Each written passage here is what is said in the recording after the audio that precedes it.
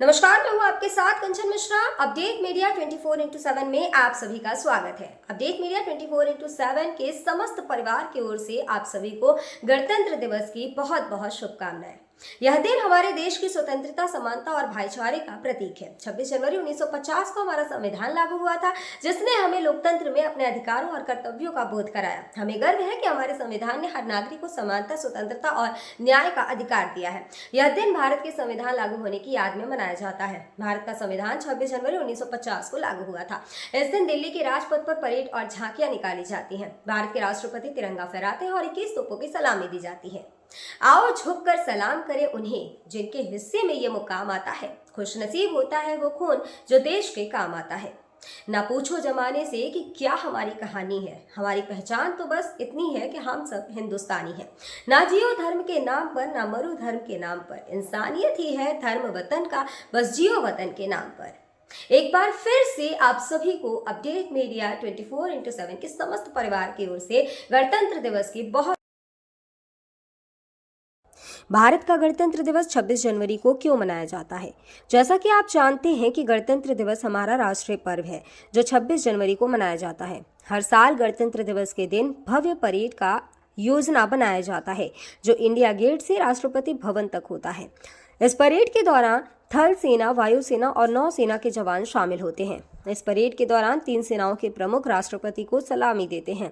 यही नहीं, इस दिन तीन सेनाएं आधुनिक हथियारों का प्रदर्शन भी करती हैं जो राष्ट्रीय शक्ति का प्रतीक है। लेकिन आप जानते हैं कि गणतंत्र दिवस 26 जनवरी को ही क्यों मनाया जाता है? दरअसल 1950 ईस्वी में मुझे भारत सरकार अधिनियम को हटाकर भारत का संविधान लागू किया गया था। संविधान को लागू करने के लिए 26 जनवरी का दिन इसलिए चुना गया क्योंकि साल 1929 में दिसंबर में लाहौर में भारतीय राष्ट्रीय कांग्रेस का अधिवेशन पंडित जवाहरलाल नेहरू की अध्यक्षता में हुआ था। इस अधिवेशन में प्रस्ताव पारित कर इस बात की घोषणा की गई कि यदि अंग्रेज सरकार द्वारा 26 जनवरी 1930 तक भारत को स्वतंत्र देश का दर्जा नहीं दिया गया तो भारत को पूर्ण रूप से स्वतंत्र देश घोषित कर दिया जाएगा।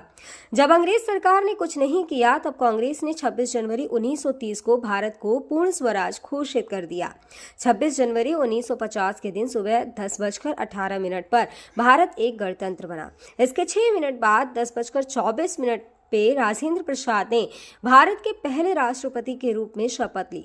इस दिन पहली बार बतौर राष्ट्रपति डॉक्टर राजेंद्र प्रसाद बग्घी पर बैठकर राष्ट्रपति भवन से निकले थे। इस दिन पहली बार भारतीय सैन्य बल की सलामी ली। पहली बार उन्हें गॉर्ड ऑफ स्वामित्व दिया गया था। गणतंत्र दिवस के दिन भारत में राष्ट्रीय अवकाश भी घोषित किया जाता है। यह हमारे देश के लिए बेहद ही खास पर्व है। साथ ही यह हमारे लिए बेहद ही गर्व का विषय है कि हमारे राष्ट्र को एक गणराज्य के रूप में स्थापित हुए 76 वर्ष पूरे हो चुके हैं। देश की संप्रभुता और एकीकरण को दर्शाने वाला यह त्योहार हर भारतीय के मन में देशभक्ति की भावना का संचार करता है। 26 जनवरी 1950 21 तोपों की सलामी के साथ तिरंगा फहराते हुए राष्ट्रपति डॉक्टर राजेंद्र प्रसाद ने स्वतंत्र भारत का स्वनिर्मित संविधान लागू किया। भारत के नए युग की शुरुआत के साक्षी देशवासियों सहित सी गोपालाचारी, जवाहरलाल नेहरू, सरदार पटेल जैसे गणमान्य बने। मात्र 3 साल पहले आजादी की सुबह देखने वाले देश ने अपना संविधान बनाकर विश्व को अपनी संप्रभुता का परिचय दिया। हालांकि ये डगर इतनी आसान नहीं थी। इतिहास के पन्नों को टटोले तो मालूम होता है कि स्वराज के साथ ही अपने संविधान, हक और हुकूम की लड़ाई बेहद चुनौती भरी थी। दरअसल अंग्रेजों की गुलामी से त्रस्त देशवासियों को प्रथम विश्व युद्ध के दौरान एक सुनहरा अवसर हाथ लगा जब ब्रिटेन की ओर से मदद की गुहार लगाई गई। भारतीयों ने सहर्ष प्रस्ताव स्वीकार किया और वर्ल्ड वॉर में ब्रिटेन के साथ खड़े नजर आए। यह उद्देश्य के साथ कि उन्हें आगे चलकर अंग्रेजों की हुकूमत से आजादी मिल जाएगी। लेकिन एक बार फिर अंग्रेज अपनी बात से पलटते नजर आए और आजादी के बदले लेकर आए भारत सरकार अधिनियम 1919। इस अधिनियम का असर ये रहा कि देश के कुछ बड़े प्रांत में दोहरी शासन प्रणाली व्यवस्था लागू हुई। इसके तहत स्वास्थ्य, शिक्षा, कृषि जैसे विषयों को भारतीय मंत्रियों के सम्मुख सौंप दिया गया था। वहीं दूसरी तरफ से सैन्य, रक्षा और विदेशी मसले जैसे अहम मुद्दे वायसराय के अधिकार क्षेत्र में रहे। इसके अनुरूप भारतीयों को यह आश्वासन दिया गया कि इस अधिनियम से पड़ने वाले प्रभावों का विषय में भविष्य में आकलन किया जाएगा। अंग्रेजों के इसी कदम ने जमीन तैयार की साइमन कमीशन की। जो साल 1928 में भारत की धरती पर दाखिल हुआ। साइमन कमीशन ने बड़े ही नाटकीय अंदाज में संवैधानिक सुधारों की समीक्षा कर अपनी रिपोर्ट तैयार की। लेकिन अब समय बदल गया है। अब देशवासी अंग्रेजों के बहकावे में नहीं आने वाले थे, क्योंकि स्वराज के साथ साथ अपने संविधान की मांग भी धीरे धीरे देशवासियों के मन में परवान चढ़ने लगी थी। साइमन कमीशन रिपोर्ट के बाद देश भर में जमकर आंदोलन हुए। इसे शांत करने के लिए ब्रिटिश सरकार ने राउंड टेबल कॉन्फ्रेंस का आयोजन किया। हालांकि देश के सभी वर्ग के नेता इसमें शामिल नहीं थे, इसलिए ये एक असफल प्रयास सिद्ध हुआ। लेकिन जहां एक तरफ ब्रिटिश हुकूमत भारतीयों के इरादों को एक बार फिर भुलाने के जद्दोजहद में लगी थी, तो वहीं दूसरी तरफ देश के वीर सपूतों ने अपने संविधान का खाका तैयार भी कर लिया था। साल 1928 में मोतीलाल नेहरू सहित 8 कांग्रेस नेताओं ने एक संविधान का मसूदा तैयार किया, जिसकी नींव 1921 में भारतीय राष्ट्रीय कांग्रेस के कराची अधिवेशन में तय की गई थी। इस तरह स्वतंत्र भारत के संविधान की रूपरेखा सजने लगी थी। समय का पहिया आगे बढ़ता गया। फिर आया गवर्नमेंट ऑफ इंडिया एक्ट 1935, जिसे हमारे संविधान का संरचनात्मक आधार कहा जाता है। दूसरे शब्दों में कहें तो यह एक फाउंडेशन बन गया, जिसके ऊपर मौजूदा संविधान की भव्य इमारत खड़ी हो गई। एक्ट 1935 भारत के लिए आज़ादी की सुगबुगाहट के साथ आया, लेकिन आज़ादी की आहट के साथ मुस्लिम लीग और कांग्रेस के बीच मतभेदों की खाई गहरी होती जा रही थी। दोनों के बीच तल्खियां इतनी बढ़ चुकी थी कि बुनियादी मुद्दों पर भी समझौते की गूंज तक नहीं रही थी। हालांकि इन सभी विवादों से आगे बढ़ते हुए भारतीय नेता अपने लक्ष्य की ओर बढ़ रहे थे।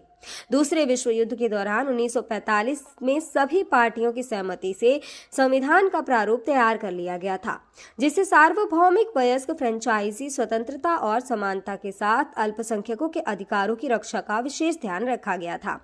इसके साथ ही भारत छोड़ो आंदोलन और आजाद हिंद फौज की निर्भीकता ने अंग्रेजों ने भारत में अनंत काल तक राज करने का सपना चूर चूर कर दिया था। जैसे जैसे भारतीय राष्ट्रीय आंदोलन जोर पकड़ता गया, ब्रिटिश हुकूमत पर संविधान निर्माण के लिए संविधान सभा के गठन का दबाव भी बढ़ता गया। इस गहमा गहमी के बीच आखिरकार 9 दिसंबर 1946 में नई दिल्ली के संवैधानिक हॉल में संविधान सभा की पहली बैठक हुई, जिसमें महात्मा गांधी को छोड़कर उस वक्त के राष्ट्रीय आंदोलन से जुड़ी करीब हर बड़ी शख्सियत शामिल थी, जिसका मुस्लिम लीग ने भारत को 2 हिस्सों में बांटे नए मुल्क पाकिस्तान की मांग को लेकर बैठक का बहिष्कार किया। लिहाजा पहली बैठक में कुल 207 सदस्यों ने हिस्सा लिया, जहां सभा के सबसे वरिष्ठ सदस्य डॉक्टर सच्चिदानंद सिन्हा को सभा का अस्थायी सदस्य चुना गया। हालांकि 2 दिन बाद 11 दिसंबर को डॉक्टर राजेंद्र प्रसाद सभा के अध्यक्ष निर्वाचित हुए और डॉक्टर एच.सी. मुखर्जी और वी.टी. कृष्णमाचारी को सभा का उपाध्यक्ष बनाया गया। इसी कड़ी में आया सुनहरा दिन 15 अगस्त 1947 का, जब गुलामी की बेड़ियों को तोड़ भारत ने आज़ादी की नई सुबह देखी। देशवासियों में जोश भरते हुए आज़ाद भारत के प्रथम प्रधानमंत्री जवाहरलाल नेहरू ने बुलंद आवाज में देश को संबोधित किया। इतिहास के पन्नों में यह भाषण ट्रस्ट विद डेस्टिनी नाम से दर्ज हुआ। इसके साथ ही तेज हुई संविधान निर्माण की प्रक्रिया। आज़ादी के बाद चुनौतियों में इजाफा हुआ। संविधान पर सामग्री की कमी थी, लेकिन उसका सही चयन और उचित व्याख्या का काम बहुत जटिल था। बी.एन. राव द्वारा तैयार किए गए संविधान के प्रारूप पर विचार विमर्श करने के लिए संविधान सभा 29 अगस्त 1947 को एक संकल्प पारित करके प्रारूप समिति का गठन किया। इसके अध्यक्ष के रूप में डॉक्टर भीमराव अंबेडकर को चुना गया। इस समिति में अंबेडकर के अलावा 6 और सदस्य थे। संविधान निर्माण के दौरान कई अहम फैसले लिए गए, जिसके राष्ट्रमंडल के समूह में भारत की सदस्यता, राष्ट्रध्वज का चयन, साथ ही राष्ट्रगान और राष्ट्रनीति का चुनाव शामिल था। यहाँ दिलचस्प बात यह है कि संविधान में सबसे पहले नंबर पर आने वाली उद्देशिका सबसे अंत में पारित हुई। संविधान अगर राजनीतिक असंवैधानिक दस्तावेज है, तो प्रियम्बल एक ग्रंथ को दार्शनिक नजरिया प्रदान करती है। डॉक्टर भीमराव अंबेडकर की अगुवाई में संविधान निर्माताओं ने 60 देशों के संविधानों का अध्ययन किया। 4 नवंबर 1948 को संविधान का अंतिम प्रारूप पेश किया। संविधान तैयार करने के बाद मुश्किल खड़ी हुई कि इसे सुंदर अक्षरों में पिरोकर कैसे संजोया जाए।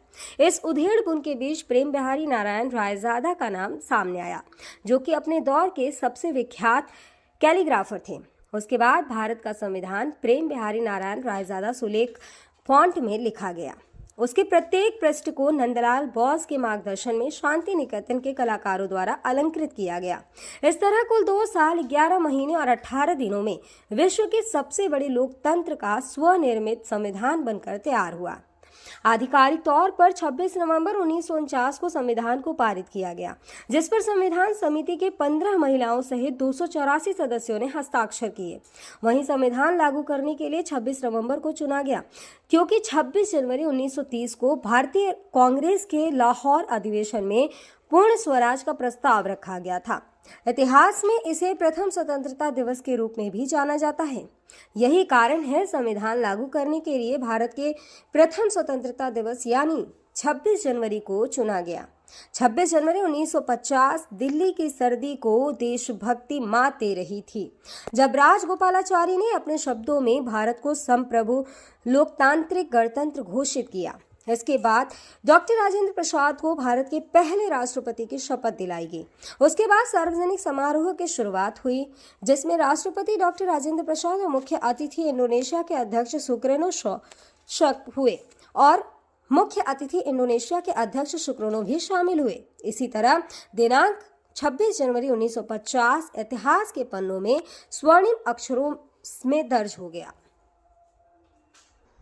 ग्राम नेहुरा ब्लॉक घाटमपुर जनपद कानपुर नगर प्रधान कमलेश की ओर से समस्त गांव वासियों, नगर वासियों और देशवासियों को गणतंत्र दिवस की बहुत बहुत शुभकामनाएं और साथ ही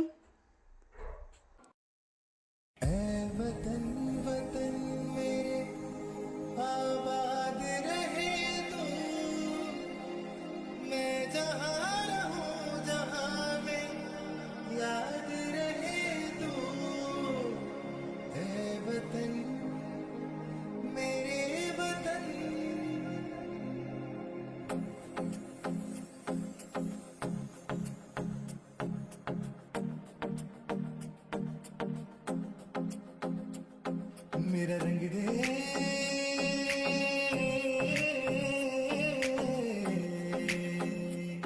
मेरा रंग दे बसंती चोला माए रंग दे, मेरा रंग दे बसंती चोला माए रंग दे, मेरा रंग दे बसंती चोला रंग दे। भारत में एक और बीमारी ने दस्तक दे दी है। ये बीमारी है HMPV। चीन के बाद अब भारत में भी HMPV ने दस्तक दे दी है। भारत में HMPV के 2 केसेस मिले हैं, जिसके बाद लोगों के मन में डर और सवाल पैदा हो गए हैं। सवाल ये कि HMPV वायरस क्या है, HMPV वायरस के लक्षण क्या है, HMPV वायरस से कैसे करें बचाव और क्या HMPV कोई नया वायरस है। अगर आपके मन में भी ये सवाल है तो यहाँ आपको हर सवाल के जवाब मिल जाएंगे। चीन में ह्यूमन मेटान्यूमो वायरस की वजह से वायरल बुखार श्वसन संक्रमण के बड़े मामले सामने आ रहे हैं। कर्नाटक में 2 मामले सामने आए हैं, जिनमें बेंगलुरु में भी 8 महीने की बच्ची में इस वायरस के संक्रमण का मामला सामने आया है।